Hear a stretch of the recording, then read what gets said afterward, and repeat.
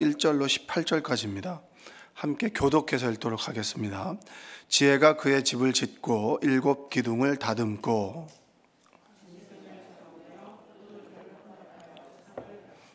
자기의 여종을 보내어 성중 높은 곳에서 불러 이르기를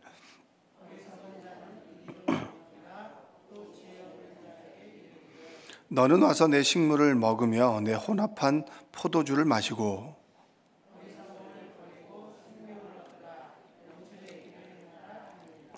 거만한 자를 징계하는 자는 도리어 능욕을 받고 악인을 책망하는 자는 도리어 흠이 잡히느니라.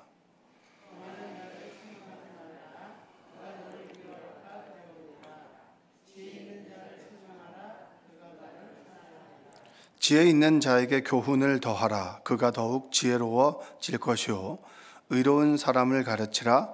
그의 학식이 더하리라.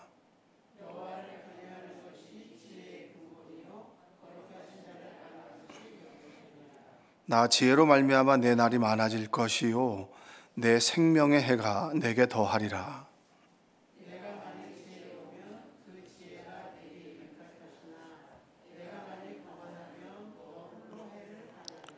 미련한 여인이 떠들며 어리석어서 아무것도 알지 못하고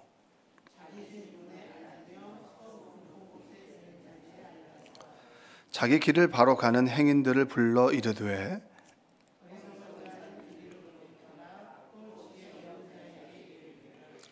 도둑질한 물이 달고 몰래 먹는 떡이 맛이 있다 하는도다. 오직 그 어리석은 자는 죽은 자들이 거기 있는 것과 그의 책들이 수월 깊은 곳에 있는 것을 알지 못하느니라. 아멘. 오늘도 하나님의 은혜가 여러분의 삶 가운데 함께 하시기를 주님의 이름으로 축복합니다. 사도 바울이 빌립보 교회에 서신을 보내고 마무리하면서 이런 얘기를 합니다.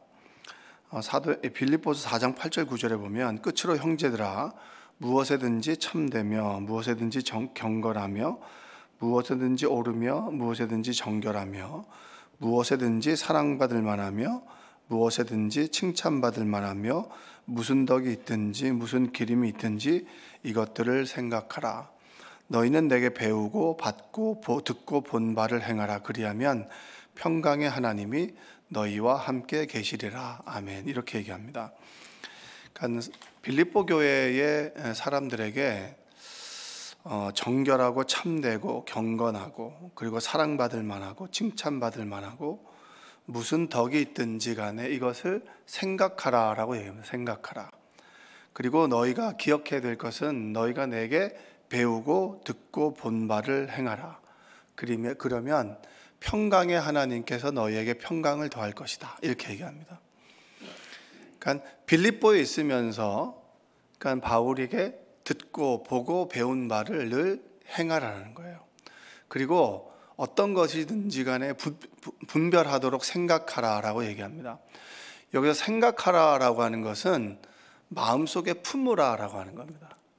생각 좀 하네라고 하는 게 아니라 생각 좀 해라고 하는 것은 마음에 품고 그리고 바울에게 듣고 보고 행한 바를 그대로 행하고 살아가면 하나님께서 평강을 더할 것이다. 이렇게 얘기합니다.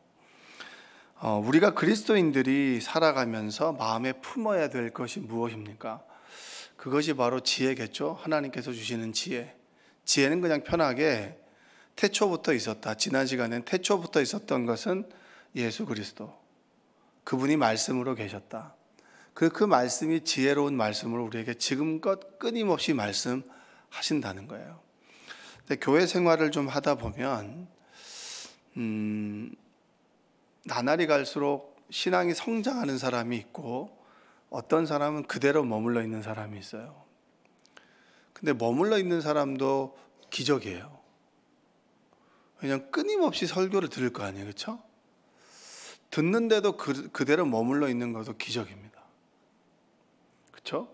그리고 들어도 자기 고집을 그대로 간직하는 것도 기적이에요.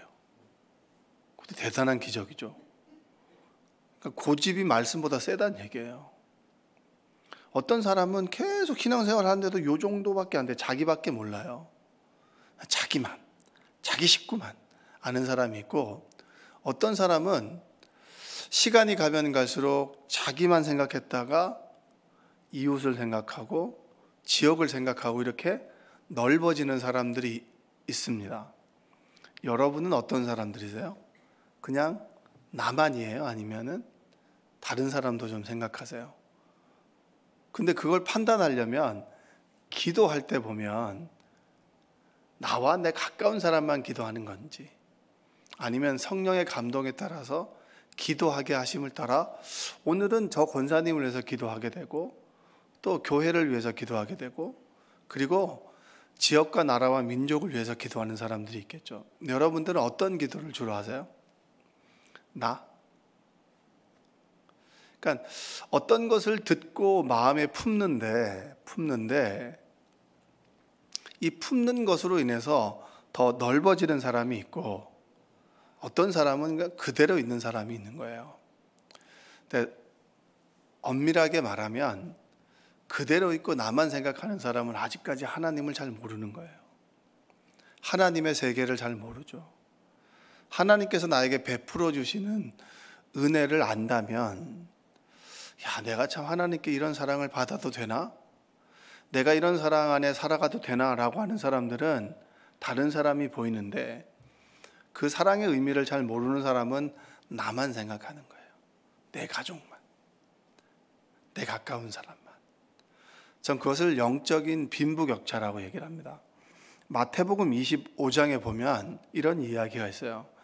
어떤 주인이 타국에 갈 때 종들에게 자기의 소유를 맡깁니다. 어떤 사람에게는 1달란트를 맡기고, 어떤 사람들에게는 2달란트를 맡기고, 어떤 사람들에게는 5달란트를 맡깁니다. 달란트의 비유 다 아시죠? 천국을 얘기하는 거예요. 하나님의 나라. 그러니까 천국은 어디 있는 거예요?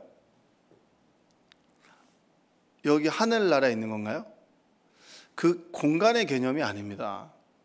공간의 개념이 아니라 영향력의 개념으로 생각하시면 돼요. 지금 이 순간에 내가 하나님의 말씀을 쫓아 살아가고 하나님께서 내 인생 가운데 함께 하시느냐, 그러면 나는 천국을 살아가는 건데, 지금 이 순간에 내가 세상의 법과 세상의 어떤 논리로 세상의 어떤 질서의 영향을 받고 살아간다면 우리는 천국을 살아가지 못하는 거죠. 끊임없이 믿음으로 고백하고 끊임없이 말씀을 쫓아서 천국을 침노하는 것, 빼앗는 것이라고 했으니까, 그럼 우리가 죽은 이후에는 하나님께서는 우리의 영혼을 하나님의 집으로 데려가시겠죠.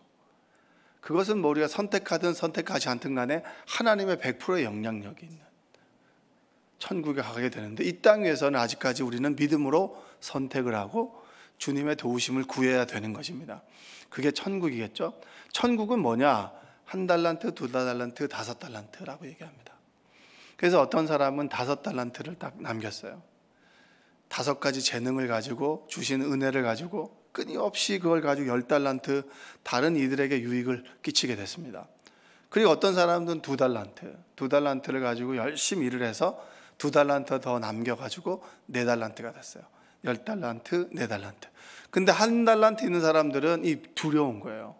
잊어버리면 어떡하나. 그래서 묻어뒀어요. 묻어두고 주인이 돌아왔을 때 5달란트 남긴 사람, 2달란트 남긴 사람, 1달란트 남긴 사람은 자신의 이야기를 하죠. 5달란트를 남긴 사람은 착하고 충성된 종아, 네가 내 주인의 즐거움에 함께해라. 그리고 2달란트도 마찬가지고. 근데 1달란트는 묻어뒀다 그러니까 이 악하고 게으른 종아, 너는 있는 것조차도 빼앗기게 되리라. 그래서 그 마지막에 마지막에 9절에 보면 뭐라고 얘기하냐면 이렇게 얘기합니다.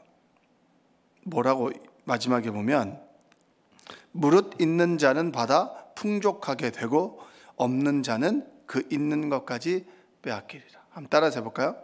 무릇 있는 자는 받아 풍족하게 되고 없는 자는 그 있는 것까지 빼앗기리라. 이게 되게 무서운 거 아닙니까? 이게 되게 무서운 말이에요. 있는 사람은 받을 필요 없잖아요. 그렇죠? 있는 자는 받을 필요 없는데 있는 자는 더 풍족하게 되고 없는 자는 더 빼앗긴다고 했으니까 굶는 사람은 더 굶을 거고, 그 다음에 있는 자는 더 풍성하게 먹는다는 거, 이런 개념인 거예요. 그게 바로 천국입니다. 그럼 우리의 천국에 대한 생각이 좀 달라지지 않나요? 그러니까 하나님께서 말씀하시고 하나님께서 영향력을 미치는 이 곳에서 어떤 사람은 풍족하게 살아갑니다. 근데 어떤 사람은 있는 것까지 자꾸 빼앗기는 삶을 살아간다는 거예요. 여러분은 어떠십니까? 여러분은 더 풍족하게 생활하게 되나요? 아니면 더 궁핍해지나요? 그러면 궁핍해진다라고 하면 방향을 잘못 세운 거예요. 저는 제 힘과 제 계획과 제 뜻대로 했던 것들은 다 결과가 좋지 않았습니다. 근데 하나님께 믿고 맡기고 그분을 따라 살게 됐을 때, 뒤 따라가게 됐을 때는 하나님께 채워주시는 은혜를 경험하게 돼요. 그리고 심지어는 조금 남더라고요. 경험해 보셨습니까? 오늘 저는 그 관점으로 좀 말씀을 드리고 싶습니다. 어떤 사람들은 더 받아서 풍족하게 되는데 어떤 사람들은 더 부족하게 되는가? 우리 집을 봐도 이 남매가 둘이가 있으면 이 잘 주는 놈이 있고, 이렇게 보면 어떤 상황에 따라서 주고 받고 이 실갱이를 하다 보면 잘 주는 놈이 잘 받더라고요. 실갱이를 막 하는 거예요. 막 자기가 소중하게 생각하는데 안 써. 그걸 달라는 거예요. 주기 싫다는 거예요. 그래서 제가 주지 마. 너도 받지 마. 내가 새 거 사줄게. 그럼 어떤 사람이 더 풍족하게 되는 거예요? 그러니까 주려고 하는 놈이 더 풍족하게 되는 거예요. 안 주려고 하는 사람은 더 궁색하게 되는 거예요. 너 안 줘. 넌 안 주고 내가 얘 사줄 거야. 넌 나한테 달라고 하지 마. 물론 이제 결과는 나중에 유야무야 되긴 하지만 하나님 앞에서도 동일하지 않겠습니까? 오늘 우리가 마음에 간직해야 되는 것, 우리의 삶이 더 풍족하게 되고 더 풍성하게 되는 것, 첫 번째는 뭐냐면 9장 10절입니다. 한번 읽어보겠습니다.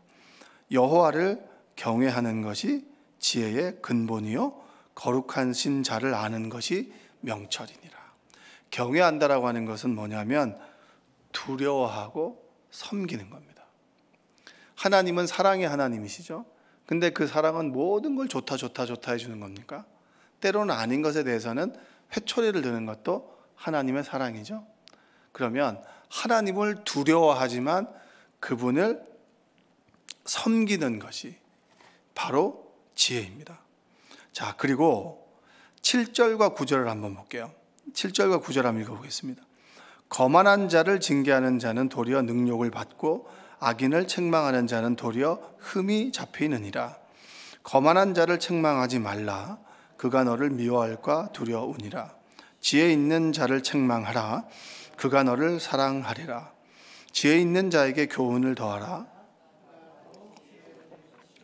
의로운 사람을 가르치라. 그의 학식이 더하리라. 자, 여기서 뭐라고 얘기하냐면 거만한 자는 책망하지 마. 그가 너를 미워할 거야. 그리고 지혜 있는 자를 책망해. 그가 너를 사랑할 거야. 이게 어떤 말이에요 이게? 듣는 사람한테는 얘기하지만 안 듣는 사람한테 얘기하지 말라는 거예요. 이게 참 무서운 말입니다. 누가 여러분들에게 집사님 그렇게 신앙생활하면 안 돼요. 집사님 이렇게 생활했으면 좋겠어요. 집사님 좀 지금은 기도할 때예요. 집사님 어렵죠. 지금 살아가는 게 너무 어려우시고 힘드시죠. 그러나 지금 11조를 심으셔야 돼요. 그리고 여러분의 시간에 주님께 예배 드리는 것이 첫째가 돼야 돼요. 라고 하는 이야기를 여러분에게 할 수 있는 사람이 있나요? 그런 충고를 하는 사람이 있습니까? 여러분은 누군가에게 그런 이야기를 하나요? 여기 강단에선 여러분에게 위로와 권면과 소망의 말씀만 전하는 게 맞을까요? 여러분이 듣기 좋아하는, 여러분의 귀를 마사지해 주는 말씀을 전하는 것이 맞나요? 맞기도 하지만 때로 하나님께서도 책망의 말씀을 하셨죠. 주님께서도 바리새인들에게 독사의 자식들아라고 했잖아요. 근데 그들은 들었습니까? 듣지 않았습니까? 근데 주님께서는 그 말씀을 하셨고 그것 때문에 십자가에서 죽으셨어요. 그런 말씀을 하셨기 때문에. 그렇지만 하나님께서 하라고 하면 하는 거죠. 근데 하나님께서 하라고 할 때 어떻게 하느냐도 참 중요합니다. 아니, 들을 준비가 안 됐을 때 자기 쫓아고 하는 건 잘못된 거죠. 그러나 기도하고 때가 되었을 때 하나님 주신 마음으로 권면할 수 있는 사람이 여러분 주변에 있다면 우리는 행복한 사람입니다. 또 그 말을 했을 때 그 말을 들을 수 있는 그런 귀가 있고 그 말을 생각하고 마음에 품을 수 있는 사람은 지혜로운 사람입니다. 여기서 거만한 사람은 어떤 사람인가요? 막 턱을 들고 다니는 사람, 그런 의미보다는 이야기를 해도 듣지 않는 사람이 거만한 사람인 거예요. 왜 우리는 수없이 신앙생활을 하고 수많은 말씀을 듣고 그리고 수많은 기도를 드림에도 불구하고 내 고집을 꺾지 못하고 다른 사람들의 이야기를 듣지 못하는 겁니까? 하나님의 말씀을 들으면 들을수록 이것이 더 부드러워져야 되는 거 아닌가요? 여러분들이 예전에 신앙생활했던 그 경험을 가지고 자꾸 재단하고 판단하다 보면 우리가 들을 수 있는 말이 몇 개나 되겠습니까? 제가 최근에 이제 설교 말씀을 선배님 설교를 듣다가 최근에는 후배들 설교도 많이 듣습니다. 예전엔 저도 자존심이 있었나 봐요. 자존심이 있어서 내가 너보다는 그래도 연륜이나 이런 게 있겠지. 근데 그건 아니더라고요. 후배들이 오히려 더 열심히 하는 후배들도 있고 유튜브를 하는 후배들도 있고 성경에 필요한 것들을 끊임없이 만들어내는 후배들을 그런 영상과 그런 것들을 보고 듣습니다. 아멘해요. 아, 대단하다. 그래, 나도 누군가에게 나이가 많고 적음을 떠나서 끊임없이 배우고 들을 수 있는 태도와 마음을 가져야겠다. 그래야 이 세상을 잘 살아갈 수 있을 것 같다. 누군가가 나에게 충고하지 않는다면 나는 거만한 사람이 된 거예요.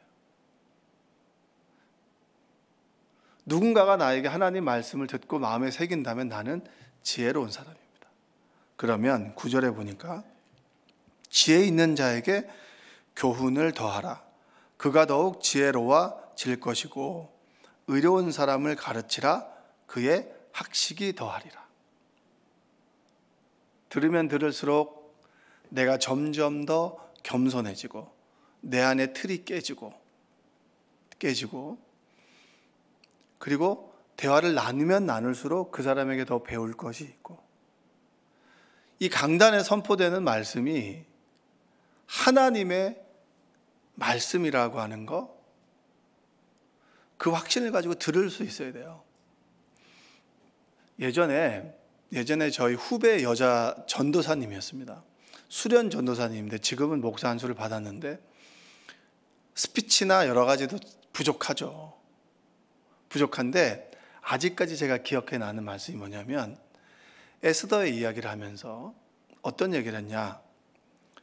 만약에 그 사람이 그 역할을 하지 못하면 하나님은 누군가를 대체해서 그 역할을 시킨다는 거예요. 근데 그 말씀이 아직까지 잊혀지지 않아요. 하나님께서 여러분에게 일을 맡기실 때 다 때가 있겠죠.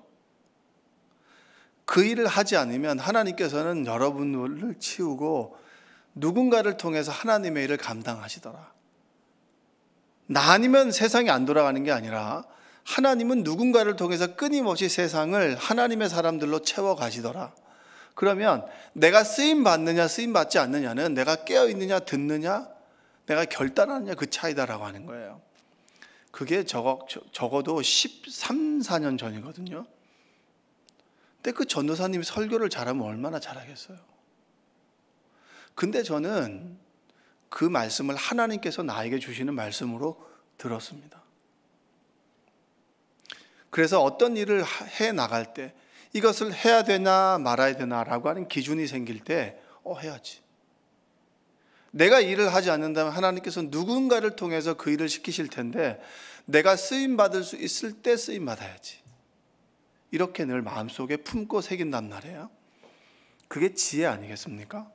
하나님께서는 지금 여기 있는 우리들에게 말씀하고 계세요. 하나님의 말씀을 끊임없이 합니다. 또 누군가에게 우리가 다른 이에게는 지혜로운 사람이 될 수 있어요.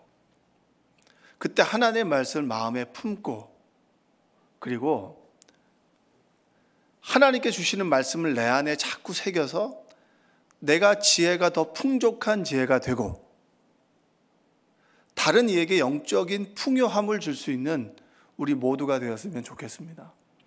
이게 영적인 빈부격차예요. 어떤 사람은 20년, 30년인데 늘 동일하게 그냥 습관대로 가는 사람이 있고 어떤 사람들은 1, 2년을 믿었는데 뜨거운 사람이 있어요. 물론 그게 식기도 하겠죠. 연륜을 속이지 못합니다. 그러나 시간이 가면 갈수록 더 뜨거워지고 하나님과 더 가까워지고 하나님의 영적인 지혜가 풍요로워질 수 있는 우리 모두가 되기를 주님의 이름으로 축원드립니다. 기도하겠습니다. 사랑과 은혜가 풍성하신 아버지 하나님 감사합니다. 영적으로 풍요로워지게 하여 주옵소서. 시간이 가면 갈수록 내 안에 은혜가 없고 곤고해지고 가난해져서 늘 하나님의 은혜를 쫓아 살아가는 사람 되지 않도록 하시고 하나님의 주시는 지혜와 말씀 앞에서 늘 나 자신을 돌아보고 나에게 주시는 말씀이라고 하는 의미를 가지고 하나님께 무릎을 꿇고 간구하며 하나님을 경외하는 겸손한 그리스도인, 영적으로 부한 그리스도인 되게 하여 주옵소서. 예수님의 이름으로 기도합니다. 아멘.